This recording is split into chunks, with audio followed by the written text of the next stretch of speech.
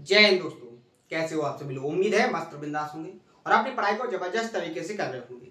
अपना जो लास्ट का सेशन हुआ था उसमें मैंने आपको ज्योमेट्री का एक बहुत ही इंपॉर्टेंट कॉन्सेप्ट बताया था। कॉन्सेप्ट था इक्विलेटरल ट्रायंगल। इक्विलेटरल ट्रायंगल के सर्कम सर्कल और इन सर्कल, इन तीनों के एरिया में क्या रिलेशन होता है, इनके एरिया का क्या रेशियो होता है। फुल कॉन्सेप्चुअली क्लियरिटी के साथ मैंने आपको समझाने की कोशिश की थी और उस पर मैंने एक या दो क्वेश्चन प्रैक्टिस भी करवाए थे, जिससे आपको पता चला था कि एक एग्जामिनर इससे कैसे कॉन्सेप्ट से क्वेश्चन को क्रिएट करता है। तो उम्मीद है आपने बहुत ही मेहनत के साथ उसको बहुत अच्छे से प्रैक्टिस किया होगा। आज उससे आगे के कॉन्सेप्ट को समझेंगे और आगे के क्वेश्चनों की प्रैक्टिस करेंगे। अगर कोई नया स्टूडेंट है तो उससे रिक्वेस्ट करेंगे कि आप लास्ट के हर एक सेशन को कंप्लीट कर लें। ज्योमेट्री में अभी तक जितने सेशन हुए हैं हर एक सेशन को कंप्लीट कर लें, क्योंकि आपका जो एडवांस मैथ है सबसे लेंथी जो टॉपिक होता है वो जियोमेट्री है और जियोमेट्री का लगभग 60% सिलेबस अपना फिनिश हो चुका है। ठीक है, तो अपना सबसे लेंथी टॉपिक फिनिश होने के बाद सब छोटे छोटे टॉपिक बचे हैं जो बहुत जल्दी फिनिश हो जाएंगे, लेकिन उसके पहले अपना जितना सिलेबस हो चुका है उसको आपको बहुत अच्छे से अपने माइंड के अंदर सेट करके रखना है, क्योंकि सिलेबस हो जाना आपके लिए सफिशिएंट नहीं है। सिलेबस जितना हुआ है उतना आपके माइंड के अंदर सेट हो जाना, तभी आप तैयारी के फुल मोड में हो, तभी आपकी तैयारी बहुत अच्छी चल रही है। ठीक है, यानी कि जितना आपका मैं सिलेबस करवाता जाऊंगा उतना आपके माइंड के अंदर पूरी तरीके से सेट होना चाहिए। ठीक है, अब वो कैसे सेट होगा, जितनी आप ज्यादा प्रैक्टिस करोगे उतना ज्यादा आपके माइंड के अंदर वो सेट हो जाएगा। क्लियर है? तो आइए अगला जो आज का कॉन्सेप्ट है उसको स्टार्ट करते हैं। यहां तक अपने क्वेश्चन प्रैक्टिस हो चुके थे। इसको जो क्वेश्चन है 9वें नंबर का, इसमें जो नया कॉन्सेप्ट है उसको समझने के लिए सबसे पहले उसके कॉन्सेप्ट को समझते हैं कि इसके अंदर जो कॉन्सेप्ट है वो कौन सा कॉन्सेप्ट है और आप कॉन्सेप्ट को कैसे क्रिएट करते हो। क्योंकि मैं आपको कॉन्सेप्ट रटवाता नहीं हूं, मैं आपको कॉन्सेप्ट कैसे क्रिएट होते हैं वो तरीका मैं आपको बताने की कोशिश करता हूं, जिससे आप भी कॉन्सेप्ट को खुद से क्रिएट करने लगो। ठीक है, क्योंकि बहुत ज्यादा बड़ा सिलेबस है और सिलेबस के अंदर बहुत ज्यादा कॉन्सेप्ट हैं और इन कॉन्सेप्टों को आप नहीं रख सकते हो, नहीं याद रख सकते, लेकिन आपके अंदर वो अप्रोच, वो टेक्निक अगर डेवलप हो जाए जिससे कॉन्सेप्ट क्रिएट होते हैं तो आप खुद से बहुत सारे कॉन्सेप्ट क्रिएट करने लगोगे। ठीक है, अगर मैंने आपको एक कॉन्सेप्ट बताया तो आप 5 कॉन्सेप्ट खुद से क्रिएट करोगे, लेकिन कब? जब मेरी अप्रोच से आप कॉन्सेप्ट को सीखोगे। पहले कॉन्सेप्ट को डायग्राम से समझो, फिर उसके प्रूफ को समझो, फिर आप समझो कि इससे और कौन कौन से कॉन्सेप्ट क्रिएट होते हैं, वो सारी टेक्निक मैं आपको समझाता हूं।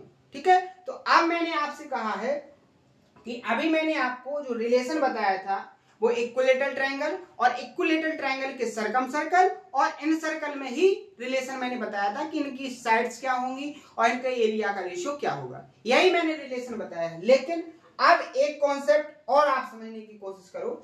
वो कॉन्सेप्ट क्या है, सबसे पहले आप छोटे इस तरह से समझो। जैसे मैंने आपके सामने एक सर्कल बनाया, मैंने आपके सामने एक सर्कल बनाया, ये बन गया आपके सामने। अब इस सर्कल के अंदर मैंने क्या बनाया, एक स्क्वायर बनाया। ठीक है, क्या बनाया? स्क्वायर बनाया। क्लियर है? ये बन गया स्क्वायर। क्लियर है? तो यहां से अगर मैं आपसे पूछूं, क्या पूछूं कि इस सर्कल और इस स्क्वायर का एरिया का जो रेशियो होगा वो क्या होगा। मैं आपसे इन दोनों के एरिया की रेशियो की बात करता हूं, तो आप लोग इस सर्कल और इस स्क्वायर के एरिया का जो रेशियो है वो फाइंड कर सकते हो कि नहीं कर सकते हो? बिल्कुल कर सकते हो। मैंने यहां सपोज किया कि यहां इस सर्कल का सेंटर है। क्या है? इस सर्कल का सेंटर है और इस सर्कल की जो रेडियस है मैंने मानी 1 यूनिट है। यहां से सेंटर तक की जो दूर डिस्टेंस है वो क्या हो जाएगी आपकी रेडियस। मैंने माना ये 1 यूनिट है। क्या है? 1 यूनिट। क्लियर है? ध्यान से समझो, सर्कल की परिधि से सेंटर तक की जो डिस्टेंस होती है वो सर्कम की क्या होती है? रेडियस होती है। क्लियर है? अगर मैं इस रेडियस को और आगे बढ़ाऊं तो आपको पता चलेगा कि ये इस सर्कल इस स्क्वायर का क्या बन जाएगा, डायगोनल यानी कि विकर्ण। क्या बन जाएगा, विकर्ण। अगर यहां तक की डिस्टेंस आपकी 1 है तो ये भी आपकी क्या हो जाएगी, 1, क्योंकि ये भी एक प्रकार से आपकी क्या हो जाएगी, रेडियस। क्लियर है यहां तक। अब आप यहां पर देखिए, आपको यहां पर मिल गया क्या, स्क्वायर का डायगोनल। क्या मिल गया, स्क्वायर का डायगोनल। जो स्क्वायर का डायगोनल होता है वो क्या होता है, साइड का √2 गुना। यहां पर आप देखोगे कि टोटल डायगोनल की जो वैल्यू है वो कितनी हो गई, 2 यूनिट। तो मैं आपसे पूछूं कि स्क्वायर की साइड क्या होगी, तो आपको पता चलेगा कि ये क्या होगी, √2। क्योंकि जो स्क्वायर का डायगोनल होता है, जो विकर्ण होता है, विकर्ण बेसिकली होता क्या है, विकर्ण होता है साइड्स इंटू √2। ठीक है। अब विकर्ण आपका है कितना, 2, तो साइड आपको निकालनी है इंटू √2। √2 से आप 2 को डिवाइड करोगे तो क्या आ जाएगा, √2। यानी स्क्वायर की जो साइड्स आ जाएगी आपके सामने वो कितनी आ जाएगी, √2। क्लियर है कैसे आए, मैंने आपको यहाँ क्लियर कर दिया। तो यहाँ पर स्क्वायर की साइड क्या हो गई, √2, और सर्कल की जो रेडियस है वो क्या हो गई, 1 यूनिट। क्लियर है। अब आपको पता है कि स्क्वायर का जो एरिया होता है वो क्या होता है, साइड का स्क्वायर, और जो सर्कल का एरिया होता है वो क्या होता है, पाई आर स्क्वायर। तो सर्कल का एरिया अगर बात करें निकालने की, तो पाई आर की वैल्यू क्या हो जाएगी, 1 यूनिट, और 1 यूनिट का अगर स्क्वायर करेंगे तो 1 आएगा, और 1 का जब आप पाई में इंटू करोगे तो पाई आएगा। रेशियो यहां पर आपका स्क्वायर का एरिया क्या हो जाएगा, √2 का होल स्क्वायर। √2 का होल स्क्वायर करोगे तो कितना आ जाएगा आपका, 2। तो यहां से आपका जो रेशियो आया है किसका, सर्कल और स्क्वायर का, वो कितना आया है, π/2। अगर आप इसको आगे सॉल्व करोगे तो पाई की वैल्यू क्या होती है, 22/7 रेशियो 2। आप इस 2 से 22 को डिवाइड करोगे तो क्या आ जाएगा, 11। तो रेशियो आपका क्या निकल के आएगा, 11/7। तो आपके सामने 2 रेशियो क्लियर हो गए हैं कि अगर आपसे सर्कल और सर्कल के अंदर जो स्क्वायर बनाया गया है उसका एरिया का रेशियो क्या होता है, तो एक रेशियो होता है π/2, और अगर इसको आगे सॉल्व करेंगे तो आपका रेशियो निकल के आएगा 11/7। क्लियर है। एक कॉन्सेप्ट आपको समझ में आया है कि नहीं आया। तो यहां पर नया कॉन्सेप्ट, नया रिलेशन क्या बनता है, जो मैंने आपको यहां समझाया था इसी के अंदर आप और आगे एक स्क्वायर को ऐड करोगे। अगर आप इस इक्विलेटरल ट्रायंगल के अंदर जो सर्कल बनाया गया है, इन सर्कल के अंदर अगर आप कोई क्या बनाते हो, स्क्वायर बनाते हो, क्या बनाते हो, स्क्वायर बनाते हो, तो अब आपके सामने कितने डायग्राम हो गए, 4 डायग्राम हो गए। कितने डायग्राम हो गए, 4 डायग्राम हो गए। अब इन चारों डायग्राम के जो एरिया का रेशियो है उनमें क्या रिलेशन है उसको आपको फाइंड करना है। तो मैंने आपको सर्कम सर्कल, इक्विलेटरल ट्रायंगल और इन सर्कल तीनों को एक्सप्लेन बहुत अच्छे से कर दिया था, हर एक का प्रूफ भी मैंने आपको समझाया था। अब इन सर्कल के अंदर मैंने और क्या ऐड कर दिया, यहां पर स्क्वायर को ऐड कर दिया। किसको ऐड कर दिया, स्क्वायर को ऐड कर दिया। तो अब आप बताइए, मैंने अभी आपको बताया है, क्या बताया है कि आपका जो सर्कल है, सर्कल के अंदर जो आप स्क्वायर बनाओगे तो सर्कल और स्क्वायर के बीच में जो उनके एरिया का रेशियो होगा वो क्या होता है, π/2।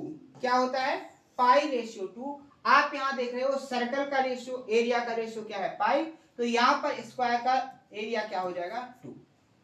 तो यहां आप ध्यान देना, यहां से नया रिलेशन बना है, बहुत ही इंपॉर्टेंट रिलेशन है। आपको बहुत बड़े बड़े क्वेश्चन जिनमें 5 से 6 मिनट का टाइम वेस्ट होता है बेसिक से करने पर, और उम्मीद नहीं है कि आप एग्जाम के प्रेशर में उस क्वेश्चन को नॉर्मल तरीके से एक्यूरेट आंसर लेके आ पाओ, क्योंकि आपके माइंड के ऊपर बहुत ज्यादा प्रेशर हो जाता है जब एक क्वेश्चन के अंदर आप 1 मिनट से ज्यादा का टाइम ले लेते हो। तो आपके माइंड में एक क्रिएटिविटी चलती है कि अब हमारा एग्जाम छूटेगा, तो उस जल्दबाजी में आपसे सिली मिस्टेक होने के बहुत ज्यादा चांस होते हैं। समझ में आए? तो यहाँ पर आपको ध्यान रखना है। ध्यान क्या रखना है? ध्यान आपको ये रखना है कि आपको जो मैंने यहाँ पर ये जो डाटा एक कॉन्सेप्ट के फॉर्म में, रिलेशन के फॉर्म में कंप्लीट करवाया है, इसको आपको अपने माइंड के अंदर सेट करके रखना है।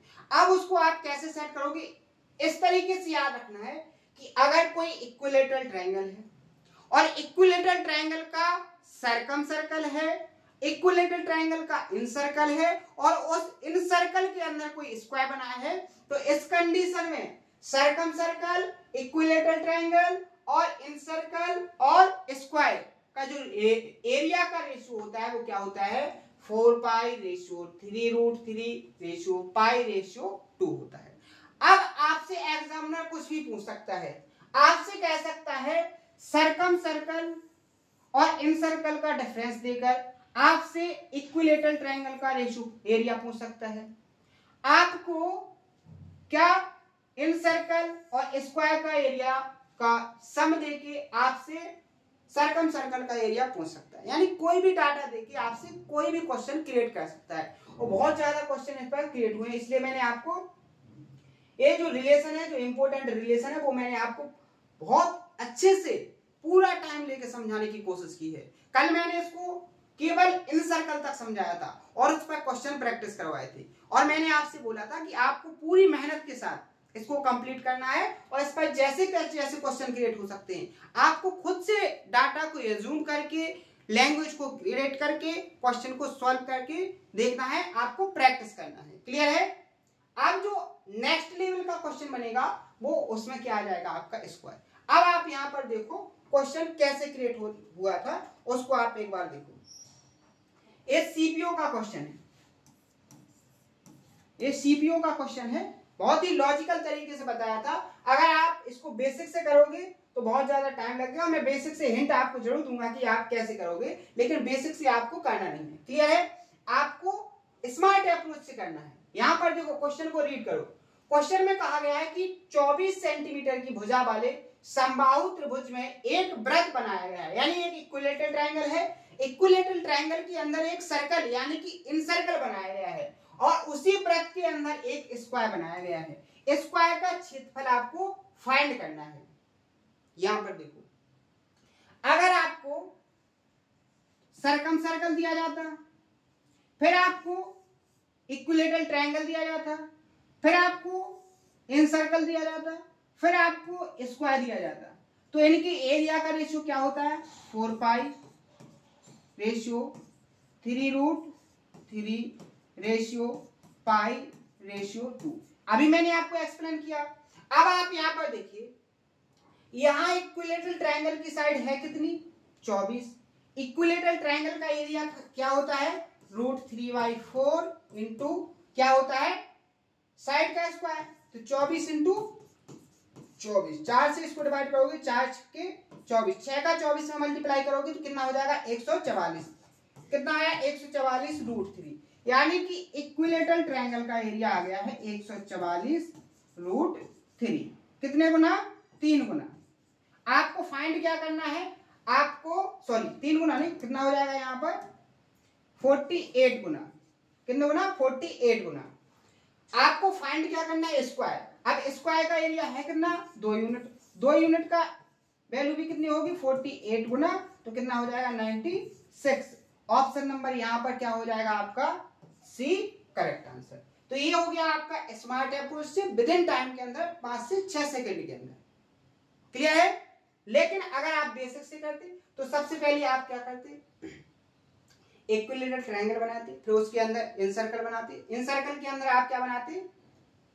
स्क्वायर बनाते, फिर जाके आप डायगोनल को निकालते, डायगोनल निकालने के बाद फिर आप क्या करते? उसकी साइड को निकालते, साइड को निकालने के बाद फिर उसका एरिया निकालते, और इसमें आपका कम से कम 3 से 4 मिनट का टाइम वेस्ट होता, और इतने में आपके कम से कम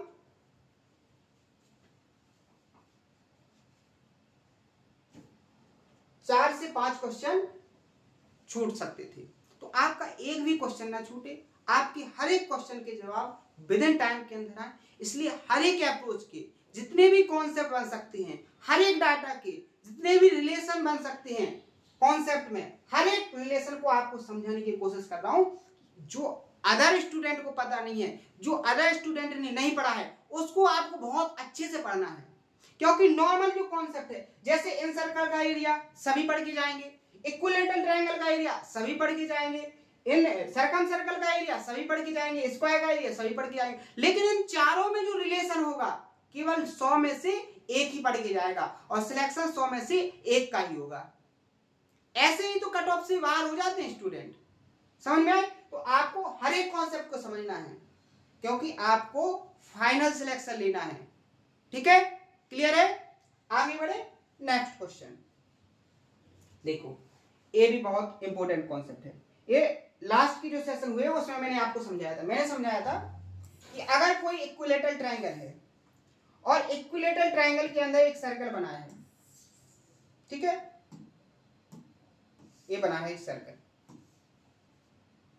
अब आप यहां पर देखो, ये सर्कल बना दिया। अब आप यहां देखें 4 यहां पर बच गए, तीन कोने बच गए। इन तीनों कोनों में कोई भी जगह पर आप सर्कल रख देना तो आपका इस छोटे वाले सर्कल और बड़े वाले सर्कल की रेडियस, जो रेडियस होती है, जो त्रिज्या होती है, उनका रेशियो क्या होता है 1/3 और एरिया का रेशियो क्या होता है 1/9।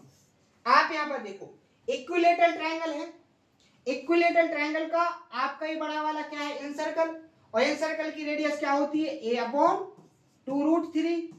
a की वैल्यू 6 है यहाँ पर, 2√3, 2 3 जा 6 और √3 से 3 को डिवाइड करोगे क्या आ जाएगी √3, यानी कि आपका r की वैल्यू कितनी आ गई √3 की वैल्यू कितनी आए, कितने गुना 1/√3 गुना, तो ये आपकी क्या हो जाएगी 1/√3। तो ऑप्शन नंबर यहाँ पर क्या हो जाएगा आपका ए करेक्ट आंसर। देखो जिसने अभी तक जितने कॉन्सेप्ट हो चुके हैं, जो भी लॉजिक हो चुके हैं, जो भी थ्योरम हो चुकी हैं, हर एक थ्योरम को बहुत अच्छे से पढ़ा है, उसका रिवीजन किया है, उस पर मैंने जो आपको क्वेश्चन प्रैक्टिस करवाए उन सभी क्वेश्चनों को बहुत अच्छे से समझा है, बहुत अच्छे से प्रैक्टिस किया है, तो वही ऐसे क्वेश्चनों को विद इन टाइम के अंदर सॉल्व कर पाएगा। क्योंकि कॉन्सेप्ट ऑब्जर्व होना बहुत बड़ी बात है, कॉन्सेप्ट ऑब्जर्व हो जाएंगे आपको, बिल्कुल सिंपल तरीका है, लेकिन जब आप प्रैक्टिस करोगे ज्यादा से ज्यादा, अब आप प्रैक्टिस भी नहीं करोगे, कॉन्सेप्ट का रिवीजन नहीं करोगे, तो आपको लॉजिक इतने आसान तरीके से ऑब्जर्व होने वाले नहीं। क्लियर है? आगे बढ़े, नेक्स्ट क्वेश्चन। ध्यान रखो, एक कॉन्सेप्ट मैंने आपको बताया था। देखो मैं क्या करता हूं, सबसे पहले मैं आपको एक लॉजिक बताता हूं, उस लॉजिक से कैसे कैसे क्वेश्चन क्रिएट होते हैं वो आपको तरीका समझाता हूं, फिर उस पर कैसे क्वेश्चन आए हैं उन क्वेश्चनों की प्रैक्टिस करवाता हूं। अब इतने आसान तरीके से आपको और कोई समझाएगा और कोई बताएगा बिल्कुल भी नहीं मिलेगा, तो आप मेहनत से पढ़ो, मेहनत से पढ़ो, क्योंकि मेहनत से मैं भी आपको पढ़ा रहा हूं, तो मेहनत से आप पढ़ो, आपकी सफलता हमारी सफलता है। ठीक है, तो आप मेहनत करो, हम भी मेहनत कर रहे, अपने आप सफलता मिलेगी, आपको भी मिलेगी, हमें भी मिलेगी। ठीक है, अब मैंने आपको आइसोसेलेस ट्रायंगल में एक स्पेशल कॉन्सेप्ट करके एक कॉन्सेप्ट बताया था। वो कॉन्सेप्ट क्या था कि आपको एक आइसोसेलेस ट्रायंगल दिया जाता है जिसमें दो साइड इक्वल रहती थी, जैसे ए साइड आपकी ए हो गई और ए बी साइड आपकी ए हो गई, ए आपकी साइड बी हो गई। यहां पर आपको क्या दिया जाता था कि एक सीबियन खींची जाती थी, क्या खींची गई सीबियन, और ये सीबियन अपोजिट साइड को m/n में डिवाइड करती है, और इस सीबियन की जो डिस्टेंस है वो x है। तो मैंने आपको एक कॉन्सेप्ट बताया था कि सीबियन यानी x की जो वैल्यू होगी x² क्या होता है, आइसोसेलेस ट्रायंगल की जो साइड है उसका स्क्वायर माइनस m/n, m और n है क्या, जो सीबियन ने अपोजिट साइड को डिवाइड किया है जिस रेशियो में, उसका प्रोडक्ट। क्लियर है? लेकिन यहां पर आपको एक लॉजिक ध्यान रखना है, सीबियन आपकी जो इक्वल साइड है उसके वर्टेक्स से निकाली जानी चाहिए, तब ये कॉन्सेप्ट आपका लगता है। ये कॉन्सेप्ट मैंने आपको बताया है और विद प्रूफ के साथ बताया, बहुत सारे क्वेश्चन भी मैंने आपको प्रैक्टिस करवाए थे। तो आप यहां पर एक बात बताइए कि जो इक्विलेटरल ट्रायंगल है जिसकी तीनों साइड इक्वल है, तो ये भी तो एक प्रकार से आइसोसेलेस ट्रायंगल है, इसके तो किसी भी वर्टेक्स से आप सीबियन निकालो, सभी वर्टेक्स से सीबियन निकालने पर यही कॉन्सेप्ट लगेगा कि नहीं लगेगा, समझने की कोशिश करो, बहुत ध्यान से पेशेंस के साथ समझो। मैंने क्या बोला है, आइसोसेलेस ट्रायंगल में मैंने आपको एक कॉन्सेप्ट बताया था कि CBN की लेंथ आप कैसे निकालोगे, ये रिलेशन मैंने आपको बताया था, इसका प्रूफ भी मैंने आपको समझाया था। तो ये रिलेशन अगर आप इक्विलेटरल ट्रायंगल में लगाओगे तो लग सकता है कि नहीं लग सकता है, बिल्कुल लग सकता है। अब इसी कॉन्सेप्ट से देखो कितने क्वेश्चन एग्जामिनर ने क्रिएट किए थे। यहां देखो SSC सीरियल मैथ्स 2024 में ऐसे क्वेश्चन आप बोलोगे कि एग्जाम में आते हैं और आपसे नहीं बनते हैं। यहां पर उसने बोला है ABC एक इक्विलेटरल ट्रायंगल है, ABC एक इक्विलेटरल ट्रायंगल है, ये हो गया इक्विलेटरल ट्रायंगल ABC। क्लियर है? आगे देखो D भुजा BC पर BC को, अब देखो BC पर D भुजा है और AD भी है, यानी वर्टेक्स A से निकाली गई भुजा, ठीक है, ये हो गई आपकी AB।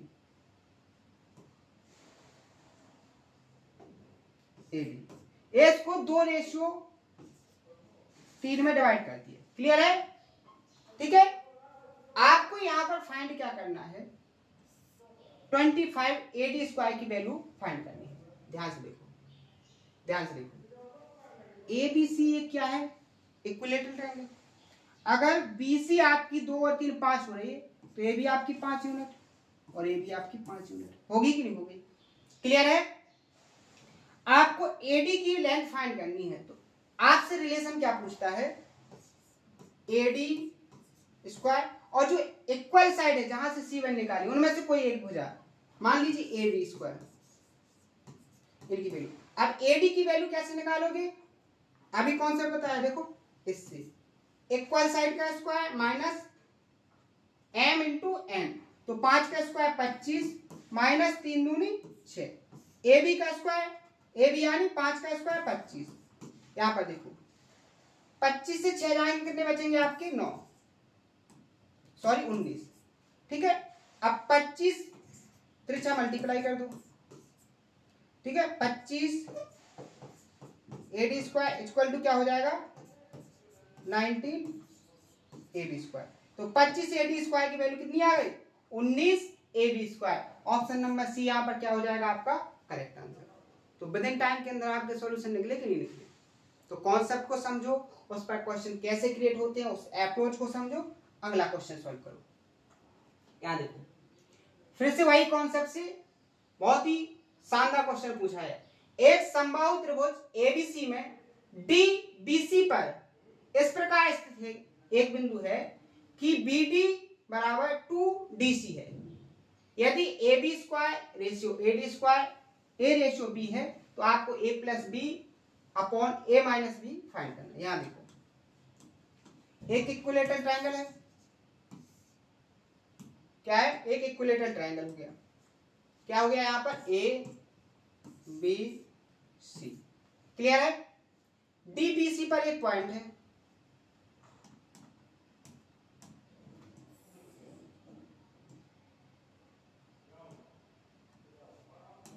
ये हो गया, ठीक है। कैसे है कि BD और DC, BD आपकी कितनी है